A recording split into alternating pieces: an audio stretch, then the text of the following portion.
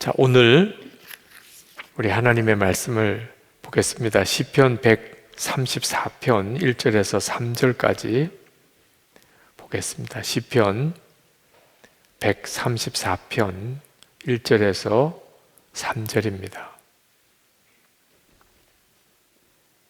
우리 같이 읽으실까요? 보라, 밤에 여호와의 성전에 서 있는 여호와의 모든 종들아, 여호와를 송축하라. 성소를 향하여 너희 손을 들고 여호와를 송축하라. 천지를 지으신 여호와께서 시온에서 내게 복을 주실지어다. 아멘. 오늘 말씀의 제목을 밤에 부르는 찬송으로 하나님을 기쁘시게 하자, 그 제목으로 함께 말씀을 좀 나누려고 합니다. 최영수 목사님이라고 일터사역 참 열심히 하시는 참 귀한 목사님 계신데, 우리 교회 밑사람 모임에 한동안 일터사역에 대한 말씀을 오셔서 전해주셨어요. 첫 번째 오셔서 설교하실 때 깊은 인상을 하나 받은 것이 있습니다. 그 목사님이 설교하실 때 교인들에게 이렇게 몇 가지 질문을 던지시더라고요. 저는 설교할 때 거의 질문을 안 합니다. 서로 피차 부담 안 갖게 하기 위해서. 근데 그 목사님은 질문을 많이 던지시더라고요.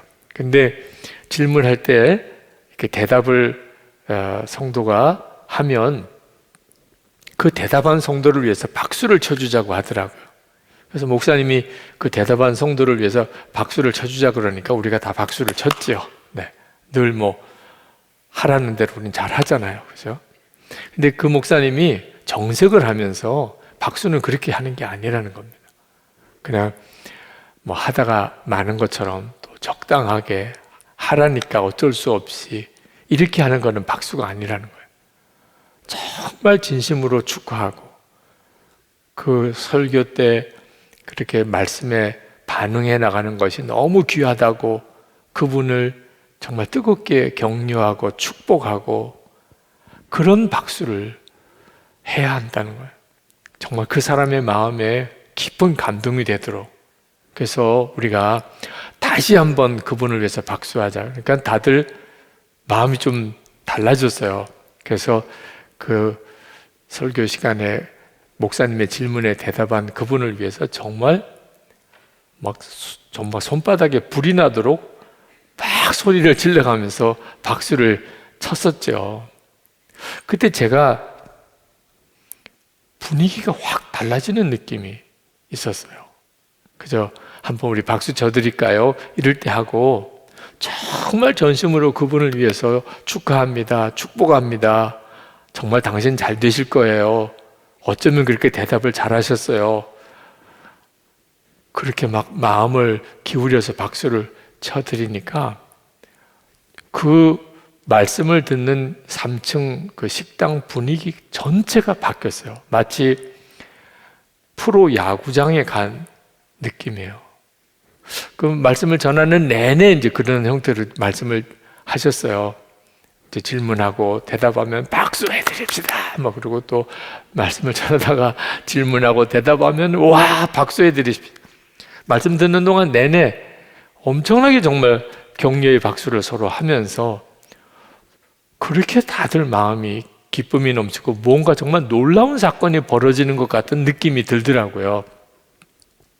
그러면서 그 목사님이 참 인상 깊은 말씀을 하셨어요. 우리가 이렇게 다른 사람을 위해서 뜨거운 박수를 이렇게 치는 삶을 살아야 한다는 거예요. 가정에서 부부 사이에도 남편이 아내를 위하여, 아내가 남편을 위해서 정말 뜨겁게 박수를 쳐주고, 부모님이 자녀를 위해서, 자녀가 부모를 위해서 그렇게 뜨겁게 박수를 쳐주는 삶을 우리가 살아야 한다는 거예요. 그러면 우리의 삶 전체의 분위기가 달라지게 된다는 거예요. 너무 감사하고 또 은혜를 받았고 또 너무 귀한데, 그런데 우리가 거기에 대해서 나타내는 반응은 너무 뜨뜻미지근하고, 그래서 얼마든지 기쁨으로 감사로 능력 있게 살아갈 수 있는데도 그렇게 못 살아가고 있다는 거예요. 참 귀하더라고요. 그 설교 시간에 우리 실제로 그렇게 다른 사람을 위해서 뜨겁게 박수를 쳐 보니까 우리 마음이 엄청나게 달라지는 것을 경험했거든요. 근데 그때 무슨 생각이 얼핏 들었냐면, 우리가 사람을 위해서도 이렇게 박수를 쳐드려야 하겠지만 정작 진짜 뜨거운 박수를 쳐야 될 대상은 하나님이라는 생각이 들더라고요. 정말 그렇잖아요. 우리가 누군가를 위해서 축복도 하고 또 감사도 하고 또 축하도 하고 이런 박수를 쳐야 된다면 제일 먼저는 하나님이시죠. 하나님 은혜 가운데 우리가 살잖아요. 그 생각을 하니까 그동안에 내가 하나님께 지은 죄가 생각이 나는 거예요. 은혜를 받고 하나님의 사랑을 받고 살면서도 전혀 하나님에 대해서는 제대로 된 반응을 안 하고 산 거예요. 하나님의 은혜에 대해서 감사하고 기뻐하고 하나님을 찬양하는 삶이 전혀 뜨뜻미지근한 거예요. 하나님께서 얼마나 서운하셨을까, 그 생각이 딱 들어요. 그 다음날 새벽에 일어났는데 새벽기도 알람이 울렸죠. 늘 여러분도 새벽기도에 나오시는 분 알람 해놓고 새벽에 일어나실 때 어떤 느낌이세요? 조금만 더 잤으면 이런 느낌이 들 때도 많잖아요. 새벽기도 가야 되니까 알람을 끄고 일어나서 준비해서 새벽기도 나오는 거죠. 근데 그날 새벽에 갑자기 무슨 마음이 탁 드냐면, 이렇게 새벽에 깨어서 기도하러 나가는 게 얼마나 감사한 거냐. 하나님께 나가서 기도할 수 있는 시간을 하나님 허락하시고 기도할 수 있는 교회가 있고 함께 기도하는 성도가 있는 게 얼마나 고마운 일이냐. 그래서 자리에서 그냥 벌떡 일어났어요. 하나님 너무너무 감사합니다. 어저께 그렇게 하기로 약속을 했거든요. 사람들에게도 그렇게 반응해야 된다면 하나님께도 그렇게 해야 하는 거예요. 그래서 하나님 너무너무 감사합니다. 오늘도 새벽기도 갈 힘을 주시니 감사합니다. 새벽기도 할 교회도 주시고 함께 기도할 성도도 주시니 감사합니다. 오늘 함께 기도하는 성도들에게 정말 다 놀라운 은혜를 주십시오. 그리고 교회로 이렇게 올라가는데 그렇게 기뻐요. 아니, 어제도 새벽기도 했고 그제도 새벽기도 했는데 마음에 하나님의 은혜에 합당한 반응을 해야 되겠다는 생각을 하고 그렇게 마음을 딱 다잡으니까 새벽기도 가는 걸음이 완전히 달라지는 거예요. 야, 주님과 동행한다는 게 이렇게 하는 거구나. 주님께 합당한 반응을 보여드리는 거. 이게 주님과 동행하는 삶인 거구나. 만약에 진짜 하나님께 합당한 감사와 찬양을 제대로만 드리고 살면 삶의 분위기가 완전히 달라지게 되겠구나. 그런 생각을 그때 했었어요.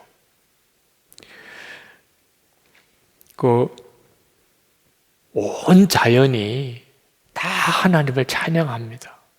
성령 체험하신 분들의 간증 속에 나오는, 어쩌면 그렇게 동일한 간증이 나오는지, 성령을 체험하고 그리고 그 다음날 이게 아침에 세상을 보니까 나무들이, 풀들이, 꽃들이 다 하나님을 찬양하는 것 같더라.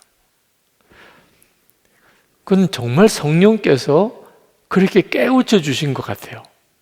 그건 느낌이 아니고 실제로 온 자연이 하나님을 찬양하고 있는 거예요. 하나님이 만드셨으니까. 요즘에는 도무지 전에는 볼 수도 없었던 그 오지의 풍경들을 요즘에는 보는 세상입니다.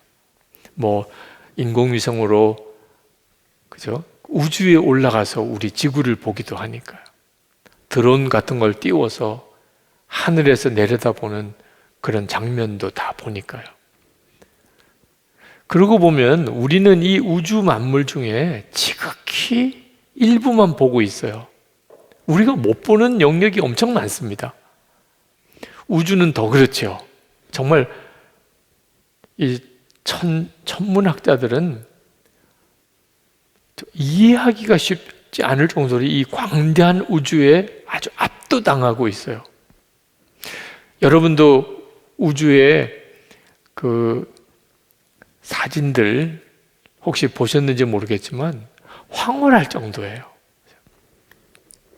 높은 산, 뭐 평생 올라가 볼 수 없는 그런 높은 산에 거기서 어떤 장면일까? 요즘에는 우리가 다 볼 수 있어요. 깊은 바다 속에 거기는 또 어떤 모습일까? 실제로 가보지 않아도 우리가 요즘엔 다 보죠. 어떤 느낌이세요? 황홀해요. 정말 하나님이 창조하신 게 맞아요. 저절로 그런 아름다운 모습이 생길 수는 없어요. 누군가가 작품을 만든 거예요, 작품을.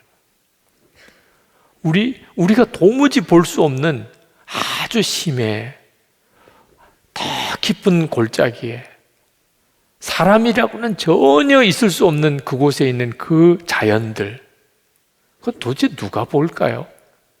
하나님이 보시는 거예요.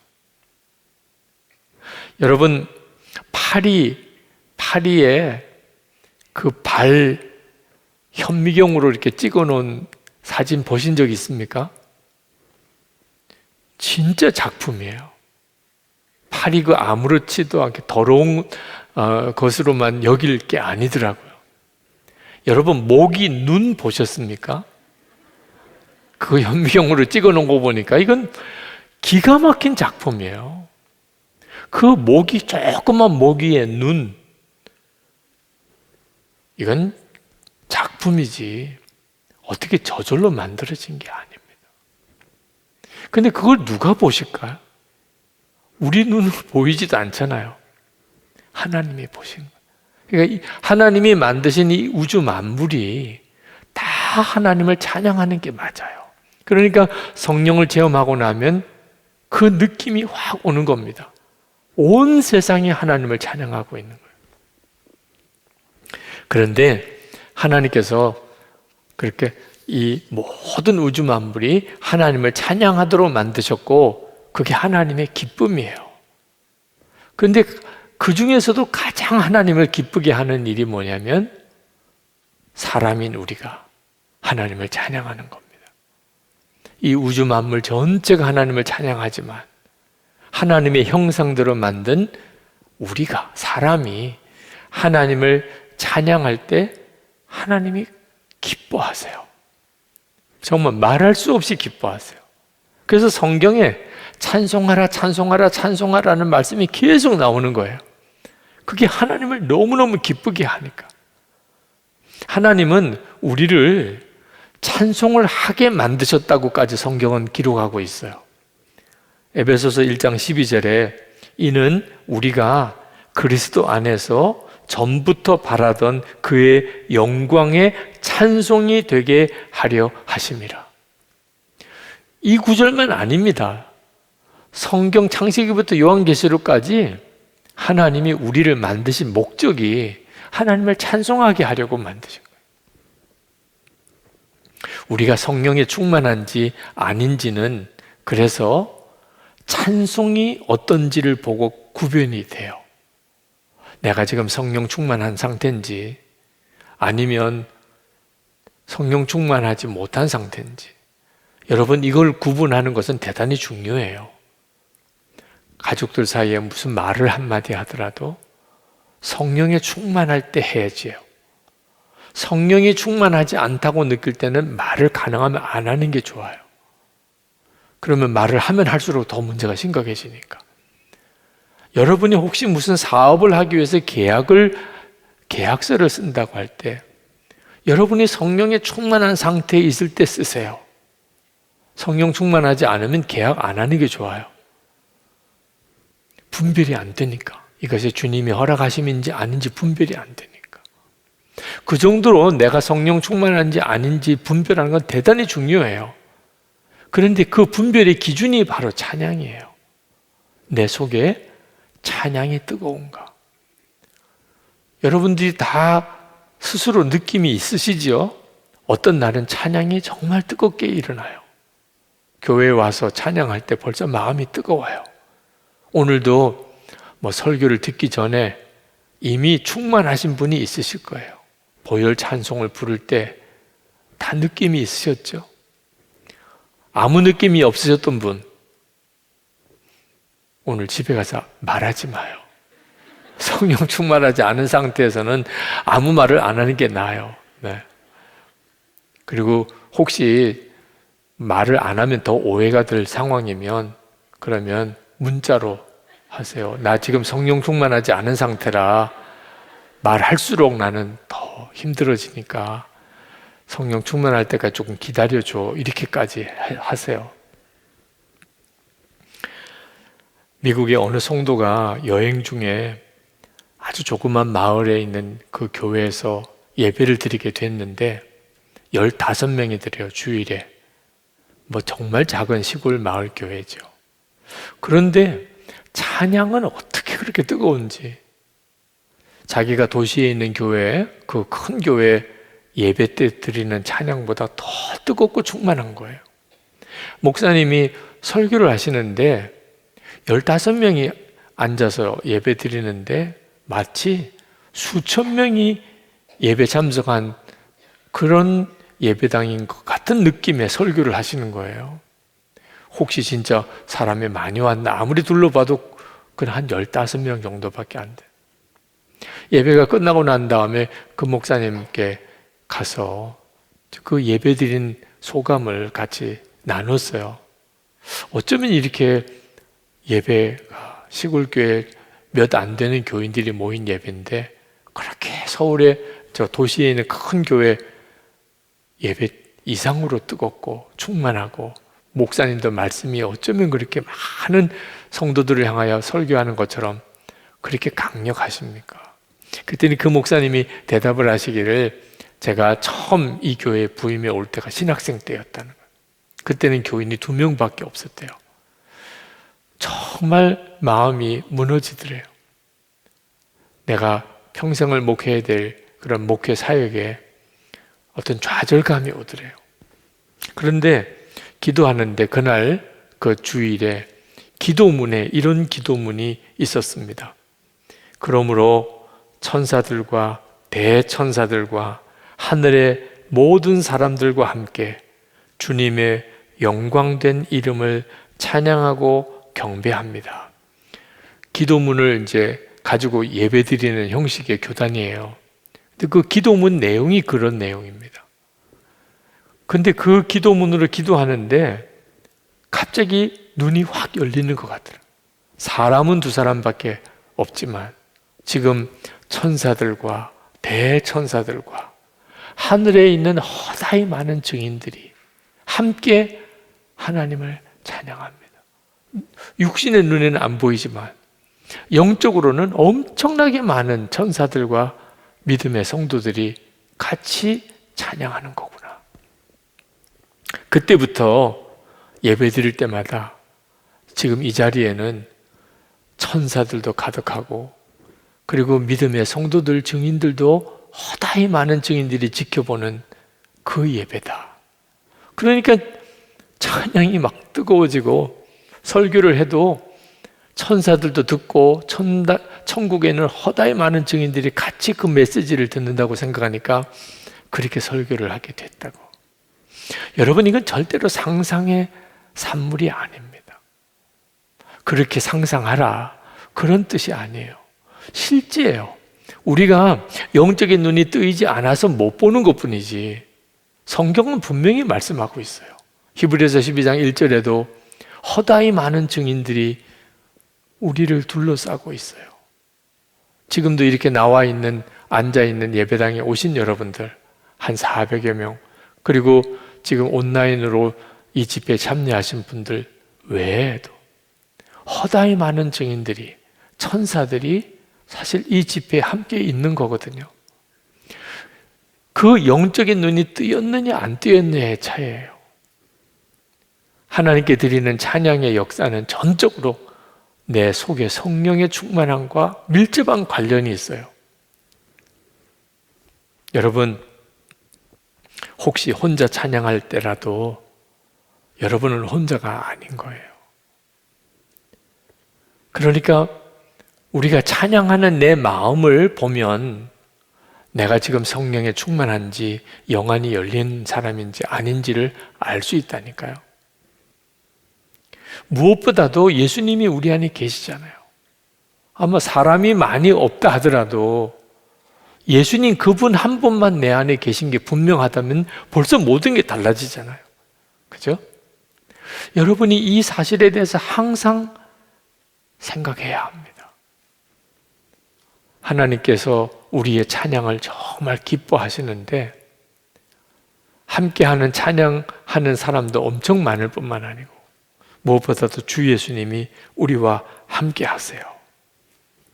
오늘 저는 하나님을 찬양하자라고 하는 이 주제의 말씀을 같이 나누려고 하는데 모든 다른 내용들을 다 정리하고 한 가지에만 집중해서 말씀을 좀 나누고 기도하려고 합니다. 그것은 어려울 때 하나님을 찬양하자는 것.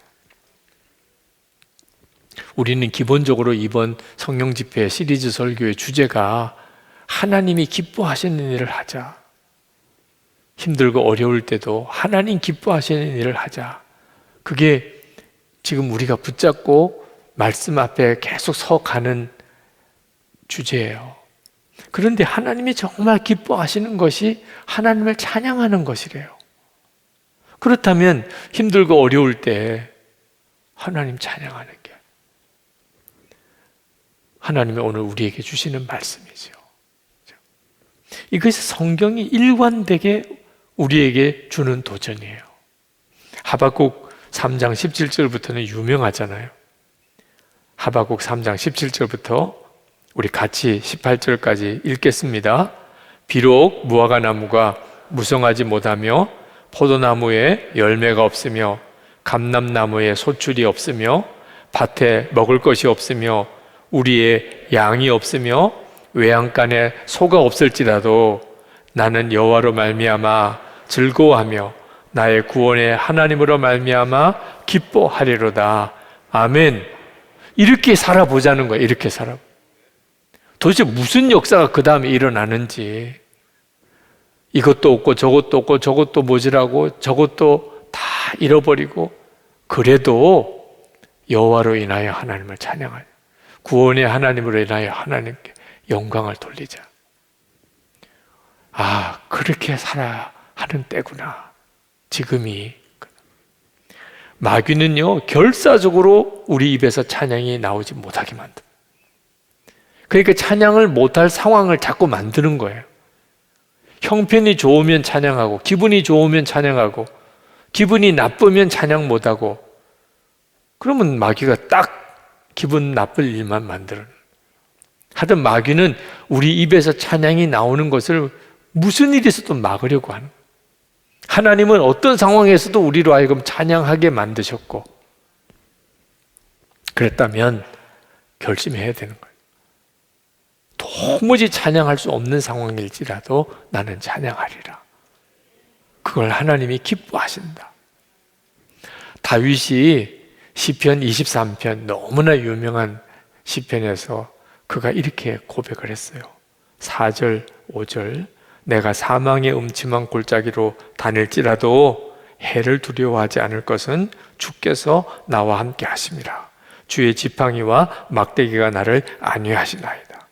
그리고 5절에 주께서 내 원수의 목전에서 내게 상을 차려주시고 기름을 내 머리에 부으셨으니 내 잔이 넘치나이다.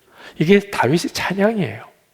그런데 여기에 어떤 구절이 나옵니까? 내 원수의 목전에서. 우리는 항상 주님을 바라보아야 되지만 또 알아야 할 것은 항상 사탄이 지켜보는 가운데 있다는 거예요. 주님만 지켜보는 가운데 있는 게 아니고 마귀도 지켜보는 가운데 있다는 거예요. 마귀는 우리에게 뭘 원할까요? 우리 입에서 탄식과 절망, 그죠? 저주, 그런 말이 나오기를 노리죠. 그런 일들이 수도 없이 일어나고 있어요. 어려울 때 하나님을 찬양하자 그랬는데 그 어려울 때가 그런 때인 거예요. 마귀는 이미 그렇게 단정하고 있어요. 어려우면 하나님 부인하고 어려우면 탄식하고 어려우면 절망하는 게 사람이야. 그래서 욥에게도 그렇게 시험했잖아요. 하나님 욥의 거 다 뺏어가 보세요. 그러면 그래도 하나님을 경외하고 하나님께 예배할지. 사람은 그렇지 않습니다. 하나님께서 욥을 믿으니까 그러면 너가 말한 대로 다 한번 가져가 봐라. 다 뺏어가 봐라. 지금도 똑같은 일이 벌어지고 있다고 저는 믿습니다. 그러니까 여러분 마음에 딱 결심해야 돼요. 마귀의 목전에서, 원수의 목전에서 나는 찬양할 거야. 언제까지? 마귀가 완전히 뒤집어질 때까지 나는 찬양할 거야. 시편 144편 오늘 말씀에 주목할 단어가 밤에라는 단어예요. 1절에 보면 밤에 주님의 집에 서 있는 주님의 모든 종들아 주님을 송축하여라. 여기 이 밤이라는 말은 레위인들이 성전에서 하나님을 찬양하는 그런 직책을 맡은 레위인들이 찬양을 할 때 낮에만 찬양하는 게 아니고 밤에도 찬양해요. 하나님은 낮이고 밤이고 다 찬양을 받으실 분이니까. 그런데 밤에 찬양을 한다, 그걸 이 시편 기자가 들은 거예요. 밤에 성전에서 찬양하는 레위인들의 찬양을. 아무도 없어요. 다 자죠. 그런데 성전에서 레위인들이 밤에 찬양을 해요. 누가 들었죠? 하나님만 들으시죠. 근데 그걸 보면서 말할 수 없는 어떤 영감을 받은 것 같아요. 아무도 보지도 듣지도 않는 그 성전에서. 그래서 거기서 찬양이 울려 퍼지고 있어요. 와, 이게 진짜 찬양이구나. 그렇게 느낌을 받은 것 같아요. 그래서 그가 밤에 하나님의 전에 서 있는 자들아 주님을 송축하여라, 이렇게 시편 기자가 노래를 했는데, 이것은 영적으로는 시련의 때, 환난의 때, 어려운 때를 맞이한 성도들에게 주는 교훈이에요. 단순히 낮, 밤을 말하는 게 아니고 밤을 맞이한 성도들에게, 어려운 때를 맞이한 성도들에게 그 밤에도 하나님을 노래하라는 거예요. 여러분, 우리에게는 낮하고 밤하고가 너무 다르죠. 좋을 때랑 어려울 때가 너무 달라요. 그런데 하나님께는 전혀 다르지 않습니다. 하나님의 눈에는 밤이나 낮이나 똑같아요. 좋을 때나 나쁠 때나 하나님의 보시는 눈에는 다르지가 않아요. 여러분도 힘들고 어려운 때를 다 살아보셨을 텐데, 지나고 난 다음에 만약에 2번 살 수 있다면 한 번 더 사는 거예요, 그때를. 그러면 어려운 일이 닥쳐왔을 때 똑같이 반응 안 할 거예요. 처음에는 몰랐으니까. 그러니까 탄식도 하고 눈물도 흘리고 슬퍼도 하고 괴로워도 했지요. 근데 지나고 보니까 그 밤이 주는 유익이 있었어요. 그 어려운 때가 영원하지가 않았어요. 그 어려운 때가 오히려 나에게 너무 감사한 순간이었어요. 2번째 살아요. 똑같은 어려움이 왔어요. 똑같이 반응하시겠어요? 코로나19로 인해서 작년에 우리가 얼마나 당황했나요? 근데 만약에 이걸 똑같이 한 번 더 살아본다고 해봅시다. 2020년 3월이 다시 왔어요. 1년 전으로 돌아갔다고 합시다. 여러분 당황하시겠어요? 아, 요 2020년 끝까지 코로나 상황이 계속 간다. 그리고 또 유행도 했다가 또 가라앉기도 했다가, 그러니까 요때는 어떻게 가야 되겠다. 벌써 딱 감이 오지요. 우리가 정말 이제는 2번 살 사람은 한 사람도 없겠지만 이제는 믿음으로 봐야 돼요. 꼭 한 번 더 살아봐야만 깨닫는 건 아니거든요. 밤이 왔어요. 어려운 때가 왔어요. 이제는 믿음으로 해석해야 합니다. 그게 지금 시편 기자가 말하고 있는 거예요. 배신을 당하고 건강을 잃고 말할 수 없는 슬픈 일을 겪고 실패가 왔고, 그때 하나님이 정말 안 계신 것 같은 영적인 밤이 그렇게 왔을 때, 그때 여러분이 기억해야 돼요. 그때도 하나님을 찬양할 때라는 거예요. 오히려 밤을 만났을 때 찬양하기가 더 좋아요. 천국이 더 뚜렷하게 보이기 때문입니다. 낮에는 하늘의 별이 안 보이잖아요. 깜깜한 밤이 되면 먼 곳에 있는 별이 보이잖아요. 인생도 똑같아요. 좋을 때, 모든 일이 잘 될 때, 편안할 때는 천국 생각을 안 해요. 그런데 큰 어려움이 왔을 때, 위기가 닥쳤을 때, 죽음이 눈앞에 왔을 때는 갑자기 그 멀리 있던 천국이 너무나 가까이 오는 거예요. 그러니 밤이 참 우리에겐 영적으로는 유익한 때예요.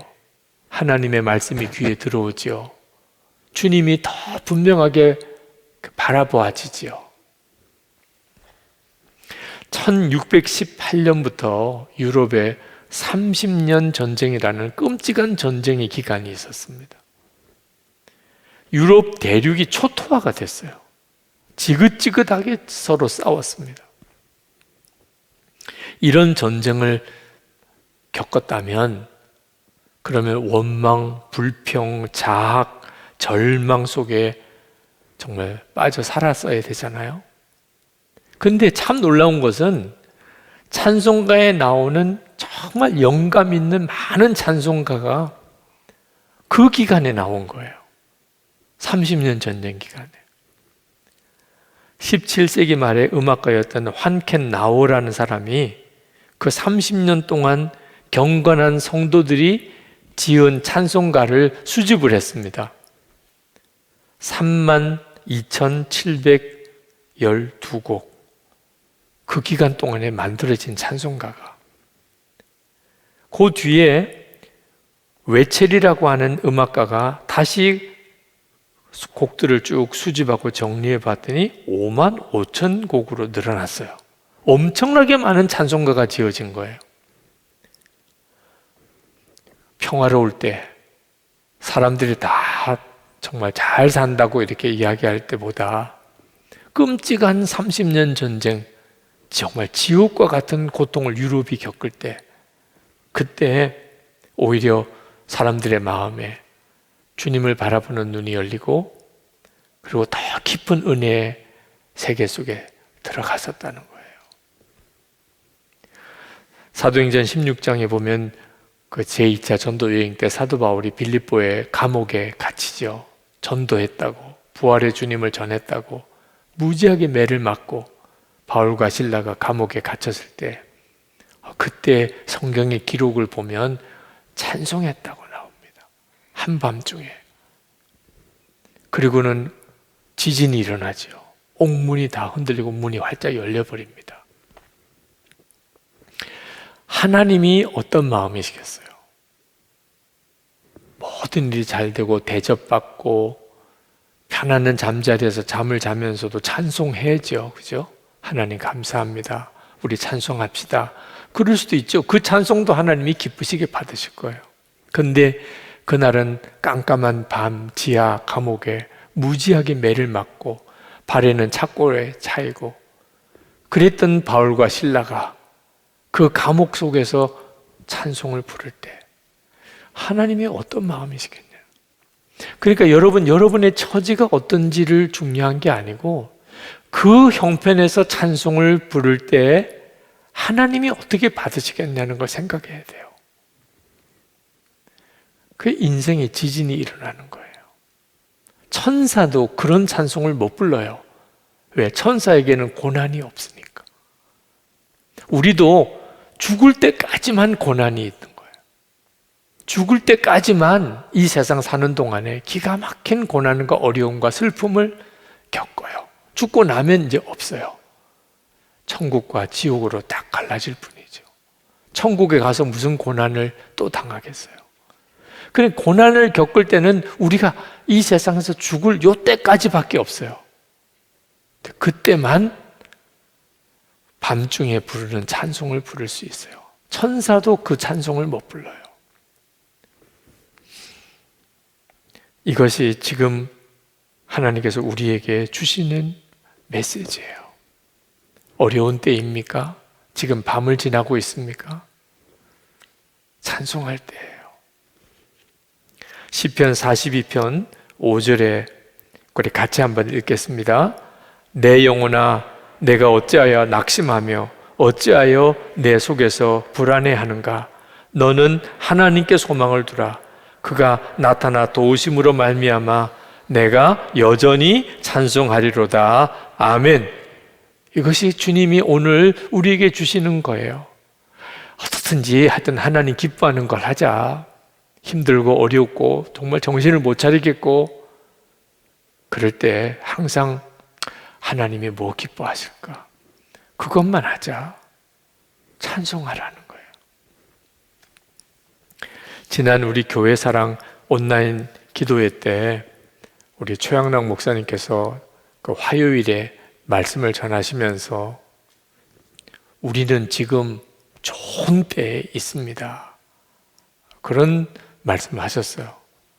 코로나19로 인해서 지금 말할 수 없이 힘들고 또 교회는 여전히 교회 건축원금을 해야 되는 특별한 기도회를 하는 지금이 너무 좋은 때라는 거예요. 마음에 아멘 그런 생각이 들더라고요. 정말 그렇지. 믿음을 가진 사람이라면 정말 예수님을 믿는다면 그게 맞지. 그것 때문에 힘들고 어렵기 때문에 더 주님을 바라보게 되고 주님과만 동행하게 된다면 반드시 지금은 좋은 때지. 여러분 2020년 지금 또 2021년 코로나19 확산으로 인해서 정말 힘들고 어려운 요 때가 이제 두고두고 보세요. 많은 교회와 성도들이 영적 각성을 얻었고 그리고 말할 수 없는 간증이 일어난 해가 돼요. 수 없는 간증을 들을 거예요. 코로나19 확산으로 인해서 그 어려웠던 때 있지요. 그때 2020년 말이에요. 그때 그 2021년 그때 말이에요. 그때 제가 변했다고요. 그때 제가 주님을 만났다고요. 그때 내 인생이 완전히 바뀌었다고 이런 이야기를 듣게 된다니까. 저는 한국교회 부흥도 지금 시작된다고 믿어요. 왜냐하면 우리의 마음이 너무 가난해졌고 오직 주님만 의지하게 됐잖아요. 사실 2019년도 쉽지 않은 해였어요. 그래도 지금처럼 간절하지는 않았어요. 솔직히 지금 여러분 개인적인 문제나 우리 교회 문제나 한국 우리나라 문제나 우리가 얼마나 가난해요. 예전에 이 정도의 충격은 안 받았잖아요. 아, 이것이 참 귀한 일이구나. 욥에게 편안한 날만 있었으면 욥기 없었어요. 욥기를 통해서 얼마나 고난당하는 많은 성도가 은혜를 받고 있나요? 사도 바울이요 쉽게 로마로 갔었으면 그 로마 교인들에게 예수 그리스도의 부활의 복음을 전할 수 있었다면 로마서 없었어요. 로마에 가고 싶은데 갈 수가 없는 거예요. 자꾸 길이 막히는 거예요. 그러니 할 수 없이 로마서를 쓰게 된 거예요. 왜? 갈 수 없으니까 편지로라도 로마의 복음을 전하고 싶어서. 그게 지금 여기는 로마서라니까요. 로마로 갈 수 없었으니까 로마서가 나온 거예요. 지금 이 어려운 때, 그 어려운 때이기 때문에 하나님이 우리에게 주실 은혜가 이때 뭔가 주어지는 거예요. 시편 28편에 다윗이 아주 고통스러운 기도를 드립니다. 1절부터 5절까지는요 다윗의 너무너무 힘든 고백이에요. 1절만 한번 제가 읽어볼게요. 여호와여 내가 주께 부르짖으오니 나의 반석이여 내게 귀를 막지 마소서. 주께서 내게 잠잠하시면 내가 무덤에 내려가는 자와 같을까 하나이다. 지금도 그런 심정으로 기도하는 분들이 있으실 거예요. 주여 내게 귀를 막지 마소서. 내가 무덤에 들어가는 자 같이 될까? 그런 심정이신 분 있으실 거예요. 다윗도 그랬어요. 그런데 6절에서 확 분위기가 바뀌어요. 여호와를 찬송하며 내 간구하는 소리를 들으심이로다. 여호와는 나의 힘과 나의 방패이시니 내 마음이 그를 의지하여 도움을 얻었도다. 그러므로 내 마음이 크게 기뻐하며 내 노래로 그를 찬송하리로다.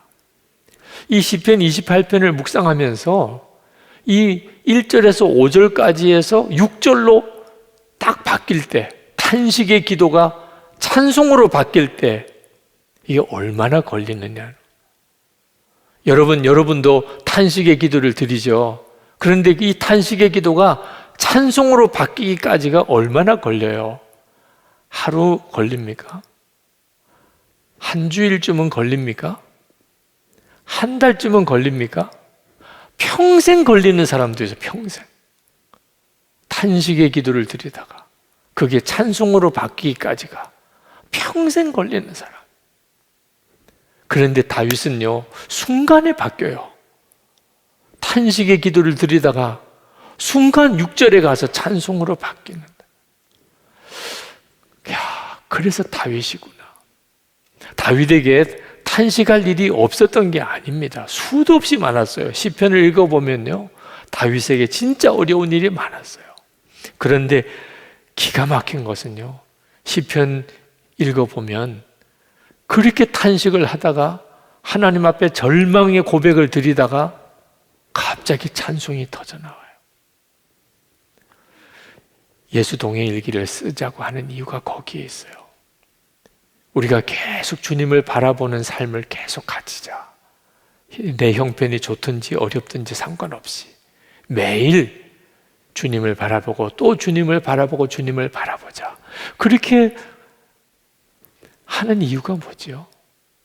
우리도 탄식이 순간의 찬송으로 바뀌는 역사가 그래야만 일어나는 거예요. 다윗은 하나님이 함께 계시는 게 정말 믿어진 사람이에요.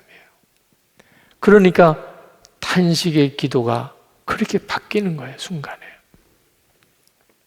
저도 24시간 주님을 바라보려고 매일 일기를 쓰면서 일어난 변화가 주님을 의식하게 되는 겁니다. 전에도 하나님을 안 믿은 건 아니지만 그렇게 늘 주님을 의식하지는 못했어요. 내 문제에 사로잡히고 그저 내 하는 일에 사로잡히고 그렇게 정신없이 살았죠. 근데 요즘에는 주님이 의식이 돼요. 그러니까 좀 믿음 없는 말을 하거나 마음이 이렇게 생기다가도 갑자기 이러면 안 되지, 이러면 안 되지. 그렇게 바뀌어요. 정말 이렇게 순간에 확 바뀌더라고요. 뭐 화가 났다가도 섭섭하다가도 슬프다가도 다 포기하고 싶다가도 이런 감정이 수시로 일어나죠. 그런데 주님 죄송합니다. 갑자기 그렇게 돼요. 우리에게 이것이 필요해요. 빨리 회복하는 거예요. 찬양을 회복하는 겁니다. 문제는 아직 해결이 안 됐을 수 있어요. 여전히 문제는 더 어려워요. 그러니까 밤에 부르는 찬양이죠. 그 밤에 부르는 찬양이 지진을 일으켜요. 영적인 지진을 일으켜요. 내 영혼을 살게 하고 하나님 역사를 이루게 된다고요. 그래서 하나님이 그걸 기뻐하시는 거예요. 우리 찬송 같이 함께 부르시고 정말 오늘 밤에 부르는, 여러분이 밤에 여호와의 성전에 서 있는 자입니다. 지금 오늘 금요일 밤에. 그래서 여기서 우리 하나님을 찬양합시다.